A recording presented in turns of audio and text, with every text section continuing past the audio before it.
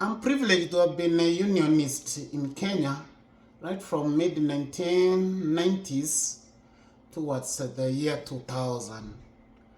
And my experience was exemplary. I was able to interact with so many people. I met so many people. I was able to understand how unions work. I interacted with the FKA. I didn't even know what the mandate of FKA is. The FKA is the Federation of Kenya Employers. Apparently, the workers have their unions, which is all the small unions usually are under the umbrella of COTU, except KNUT and the govt. Govt and the KNUT, I think they are independent, but the smaller unions, like the Leather Workers Union, Plantation Workers Union, the Kenya Commercial Food and Allied Workers Union, which I belonged to. I was under the Kenya Commercial Food and Allied Workers Union, whereby I represented all the workers of Uchumi supermarkets, the whole of Kenya. Remember, Uchumi was very powerful. Uchumi used to be the biggest supermarket chain in Kenya. And then, I think, during that period, the Secretary General of COTU, the Central Organization of Trade Unions, which is the umbrella of all the smaller unions, was the late MP for Ikolomani, Joseph Mugala. When I compare the late and what I'm seeing in Francis Atwoli, there is a stark difference. It's like day and night. Francis Atwoli dances to the gallery of politicians. He always wants to embrace the president of the country, which is not so bad because the presidency has to be respected. However, you need to respect the employers because the employers of Mr. Atwoli are the workers. If you cannot fight for the people who are contributing the money that makes your life better, then what's your mandate? I'm very much perturbed watching Francis Atwoli's address to the chief shop stewards at Gikomba. You know, COTU offices in Gikomba.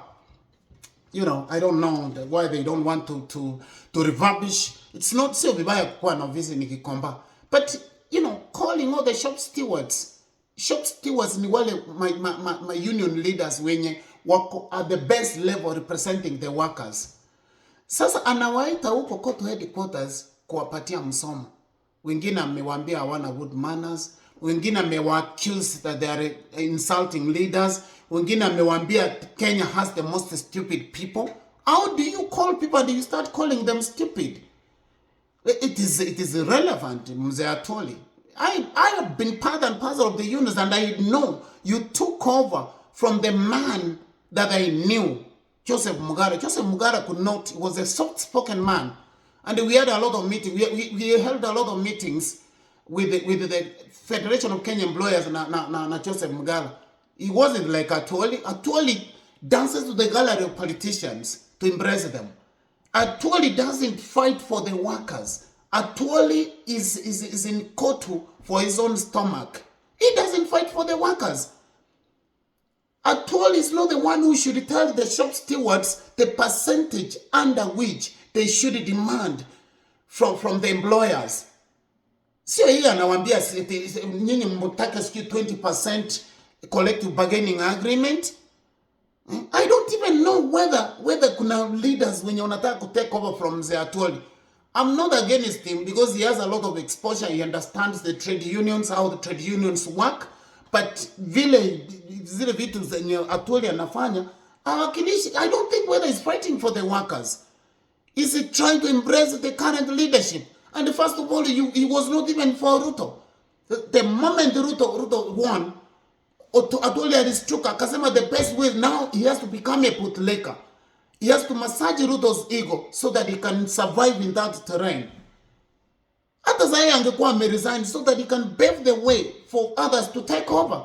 COTU needs to be led by somebody who is vibrant, somebody who is more well-versed, somebody who is well-versed with modern labor practices. Hii maneno ya kuita watu alafu unaanza kuwatukana. Kenyans are very resilient people. Kenyans are living in hard economic times, Mzee Atwoli. And the majority of contributors to COTU ni watu wenye wako in the security sector, watu wanafanya APZ, people who are doing the donkey work to contribute money, alafu Atwoli anapata hizo pesa zenye zinamruhusu anazunguka the entire world. Atwoli should not massage the ego of politicians to the detriment of the workers who are paying him.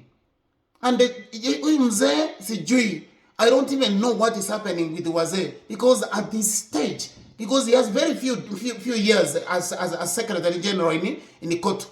Probably in the next maybe 1 year or 2, we are going to have a new Secretary General, because Sai Ananda is not going to contest again.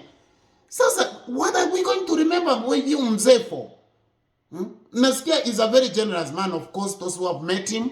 But tafadhali, why can't you just fight for the workers who are making your life better? Who are actually giving, wao ndio wanakufanya unakuwa unazunguka dunia. Alafu you call them, unaanza tena kuwatusi. How does he know that majority of the people who are spewing venom in social media, people who are highlighting their concerns about the government, are the COTU members?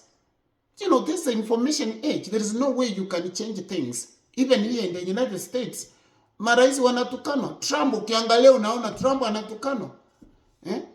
You cannot force people to respect you. You cannot force people to praise you. You may force, when you are in a position of authority, you may force people to obey you. But you cannot force them to respect you. You cannot force them to love you. They cannot pay you because ni amri, and maybe probably they fear the law or they fear the power that you hold. Lakini huwezi kuambia eti hawana heshima, what not, nini. TikTok, it is modern information age, Mr. Atwoli. Having called the workers at the COTU headquarters, ungejaribu kuwapatia encouragement, because they are going back to the members.